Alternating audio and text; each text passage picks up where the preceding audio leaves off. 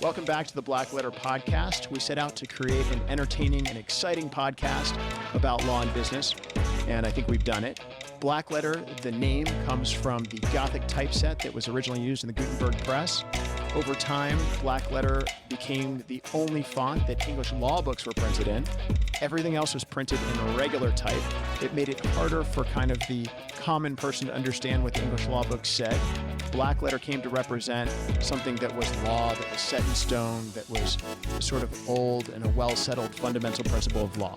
We're here to demystify Blackletter law. We're here to demystify things that happen in business and law and where those two meet. And I hope you have fun listening.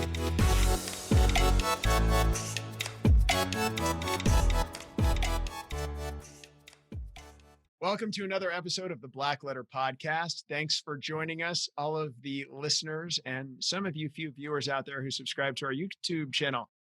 Today with me, I've got a return guest, Scott Harris. Scott, along with his wife, Becky, are the founders, owners, engineers, distillers, sometimes lawyers even, for Catoctin Creek Distilling, a distillery that does whiskey, gin, and rye, I guess, really is their premier product and other stuff. So I'm going to let Scott talk about Scott's product. So Scott was on our show about a year and a half ago, maybe almost 2 years before the pandemic. And here's what we're going to talk about today that's cool. First, we're going to talk about Scott is now, during the pandemic, gotten a round of investment. He's tripling his capacity to produce these lovely beverages that I have partaken of so many times during this pandemic. Mm-hmm. And he also, during this pandemic, converted part of his production from booze, which I know is a vital part of our economy, but to hand sanitizer.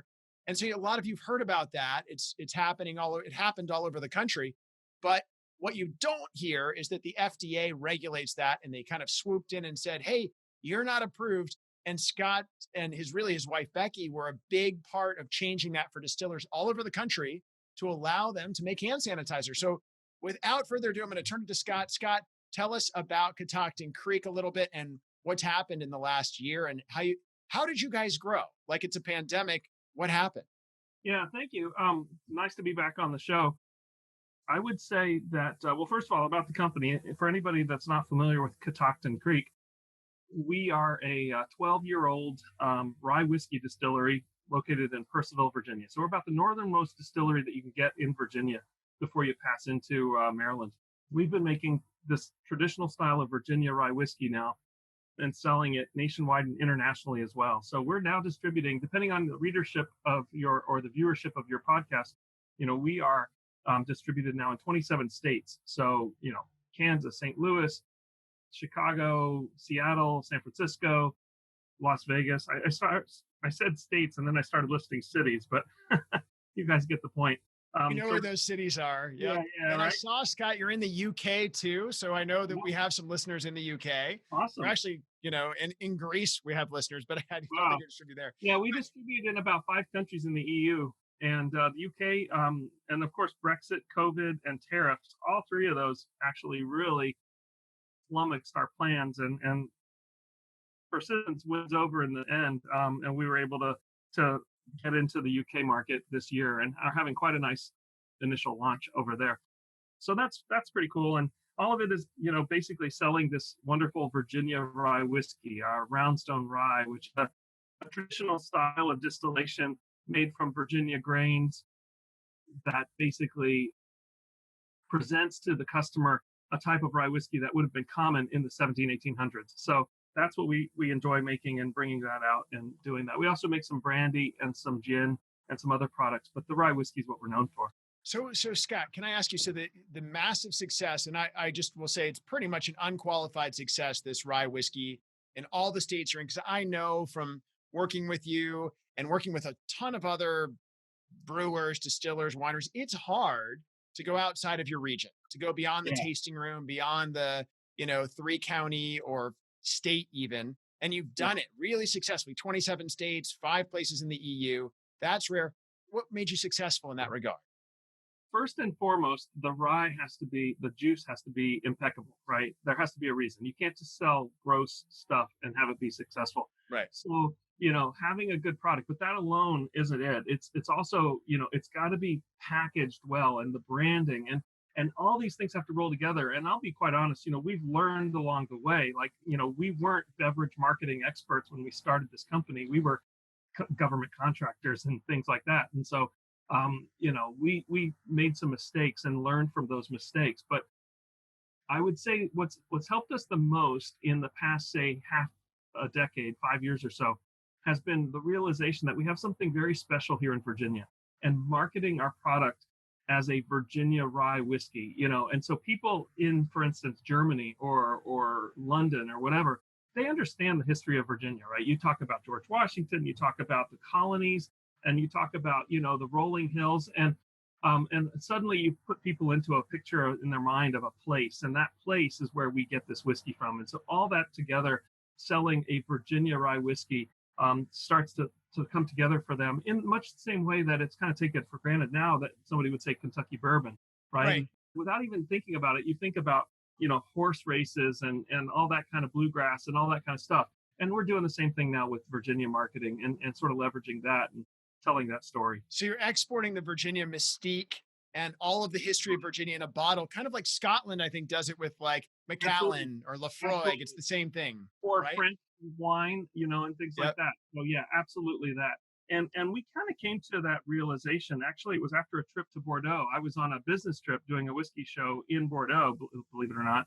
On a side trip, one day we went out and visited all these little wineries, and we were kind of at an inflection point in our business at that time. Like, what do we want to be? How do we want to grow this? Do we want to take it internationally? And Right. Tons of questions, because like you said, being local is a lot easier. And we decided that we did, but I was inspired by these wineries, that were like sixth generation family run wineries, right? And the really small production, they don't produce, millions of bottles a year, and you're lucky to get it, that kind of thing. So producing Right. something that's really special and scarce and takes time to make.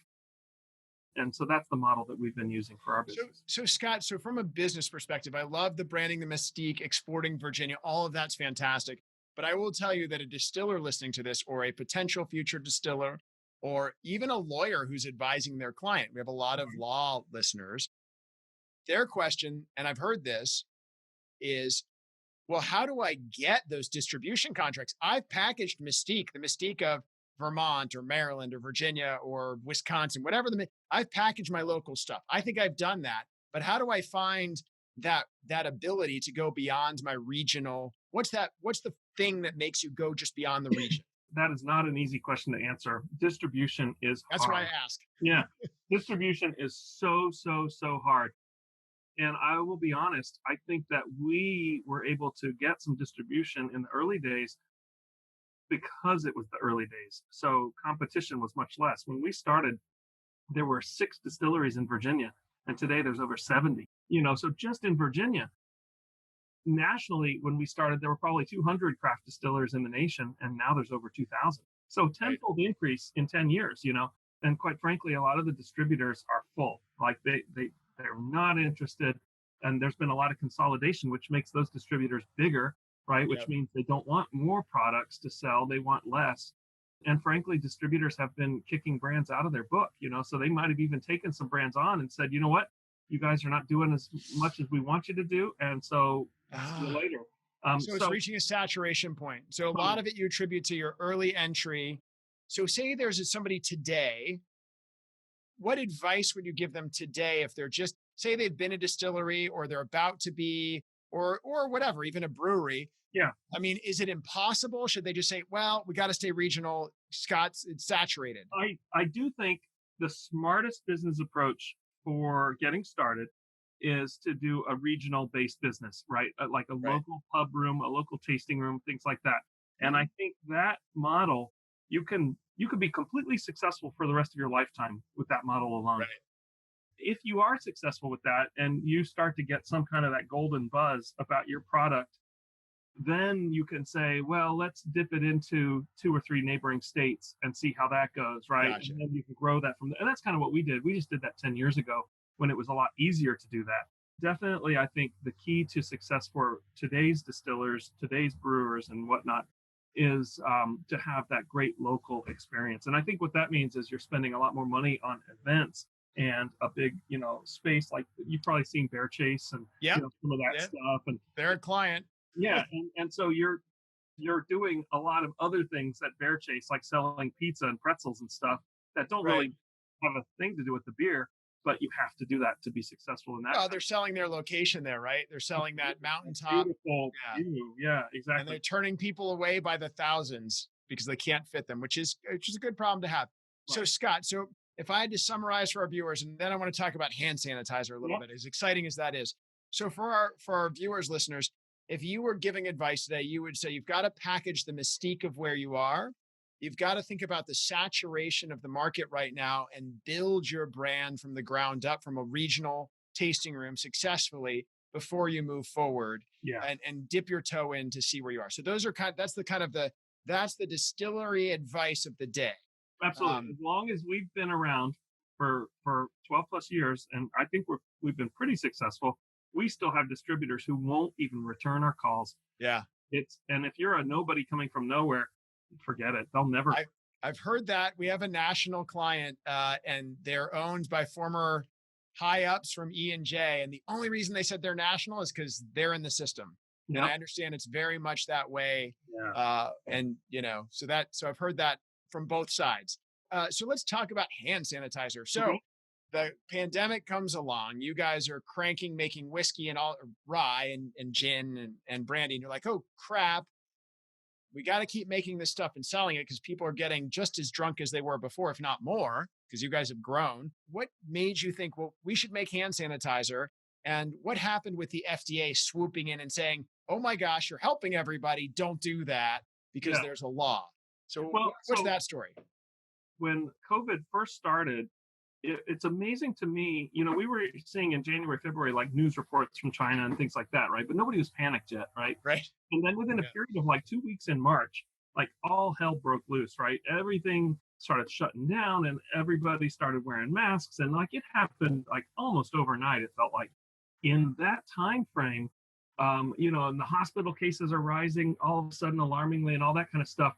We were at a point at that time where we had like drums of waste alcohol that we would normally just send to a recycler. And it's basically alcohol that gets used for cleaning, like car parts at a mechanic or something like that. Is that the head? Is that right? Yeah, it's the heads. That's right. Yep. And so we had drums of that stuff sitting around, and we were like, well, you can't drink it, but you can sure as heck clean and sterilize your hands with it and your countertops and things like that. So we started immediately giving that stuff away. In the early days, like there was no packaging. It was BYOB, bring your own bottle. All right. I was filling Gatorade bottles. And then we realized, FDA wise, we needed to put a sticker on it that says non-potable, don't drink it, Right. poison, whatever. So we started doing that. And I mean, I had nursing homes, wastewater treatment facilities, all the sheriff's deputies, EMTs, all these people showing up at our door with plastic jugs, to fill them up. Right. Because you couldn't buy it. Right. It wasn't on, the stores were out. Right. Because you remember the toilet paper shortage. Well, there was also the Purell shortage. Like there was the supply chains couldn't keep up with the instant surge. And so the one part when I was going to correct you was in the early days, revenue for alcohol, our drinking alcohol went to zero. Wow. So we didn't have revenue from alcohol. And so the hand sanitizer actually filled that gap. So as my background as a government contractor, I knew how to get onto the government websites, the procurement websites, and register our company as a provider of hand sanitizer. So Becky, my wife, who's the president of our company and our chief distiller, she ordered like 2,000 gallons of ethanol that we couldn't make fast enough to serve that market. We were able to get bulk ethanol because we already had the licenses in place. Wow. And all of that stuff. So we could just overnight, get a shipment of 2,000 gallons of pure ethanol. And Becky had gotten the recipe from the WHO. So the WHO formula, if you use that formula exactly, then you could get that approved by the FDA without having to go through trials and all that. It had already been developed. And so, that formula was like ethanol plus denaturant, which was like, isopropyl alcohol, plus some glycerin, plus some hydrogen peroxide to kill bacteria spores. It was basically a formula, right? A recipe. And we started making that stuff, and so we were getting in chemicals that we'd never worked with before. this hydrogen peroxide is volatile. It can Right. cause reactions. The isopropyl is poisonous, so you don't want to mix that up with something else in your system. And the glycerin, oh my God, the glycerin is so heavy and so slippery, and it's like dealing with snot. Like, it was just so difficult to work with. And so we had all these strange things that were mixing together. And because we're at high alcohol, we had to like put a static discharge system in the distillery so that nobody would set off sparks by their cell phones and Wow. things. Okay. So, flammability was an issue. The benefit of that was that we were then able to sell sanitizer to places, big industrial customers like the Virginia Department of Health or the Valley Medical System, which was the hospital system in Winchester.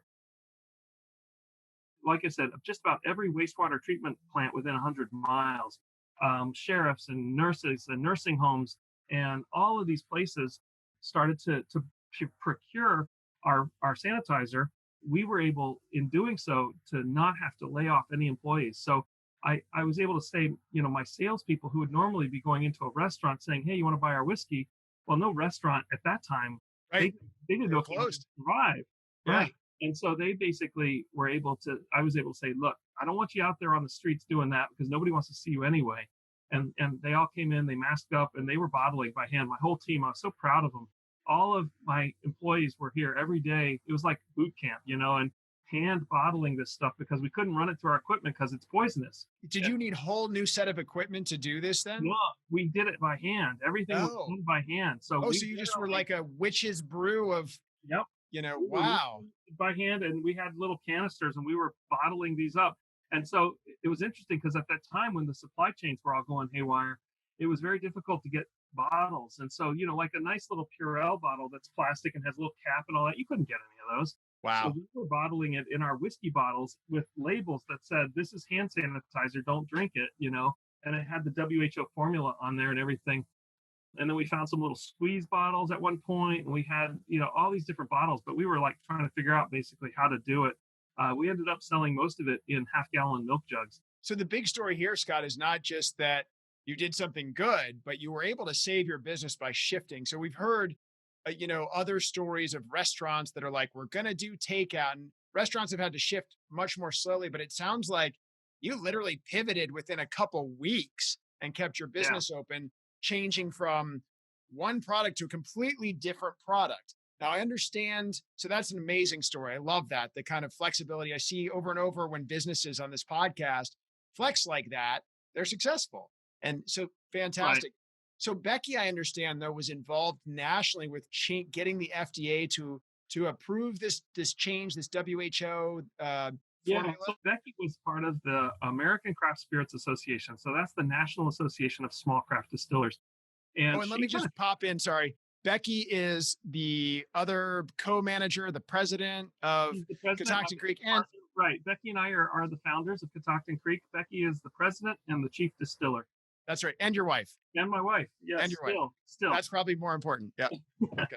Becky basically at the time was on like the committee to deal with hand sanitizer. And so she basically took it upon herself to start interacting directly with the FDA. Like, how do we do an emergency measure to get this approval through the system so that all these craft distillers across the nation, right? So you think about it, there's no hand sanitizer anywhere in the nation, but Right. if you have a distributed model of every town has a distiller in it who can make it, then you solve a problem for those local health communities, right? Wow. And You so solved two problems, right? You're keeping them in business and and you're fulfilling a human need, saving lives, literally right. saving lives. I would literally come into the distillery, excited to see all of my people bottling this hand sanitizer, and I would just shout out, "We're saving lives, you guys. This is amazing." It was really, goosebump kind of stuff. Yeah, feels Um, good. so what Becky did basically in interacting with the FDA was get an agreement with the FDA that if we were to follow the WHO recipe to the letter, right? You can't even add like lavender oil in it to make it smell good. You follow that recipe, then you won't have to go through the trials process. And so then what we did is we went through the process of how does a distillery who's normally regulated by the TTB, which is Department of Treasury, then get regulated by the FDA because we FDA. had to get registered and regulated. You can't just sell hand sanitizer without it's considered a drug. And Right. so you have to go through that process. So then we went through what's that process. And I'll have to say, it's an onerous process to get registered.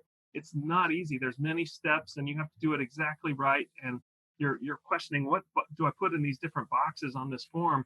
And so we went through that process and then basically documented it into a how-to and then published through the ACSA, published that out to all the members so everybody could go through and get registered. So we had 300 some odd distilleries across the nation register with the FDA all at once so that they were all putting out licensed proper hand Wow. sanitizer for everybody. And the coda to that story. So then, of course, we successfully got everybody out there, making, donating, selling hand sanitizer. And then at the end of it, right towards the end of the year, the FDA sent out, very surprisingly, a notice that said, hey, congratulations, thank you for saving the world. And for that, we're going to calculate a fee and everybody has to pay us $16,000 to $30,000 for the right to make hand sanitizer. And everybody was like, are you kidding me?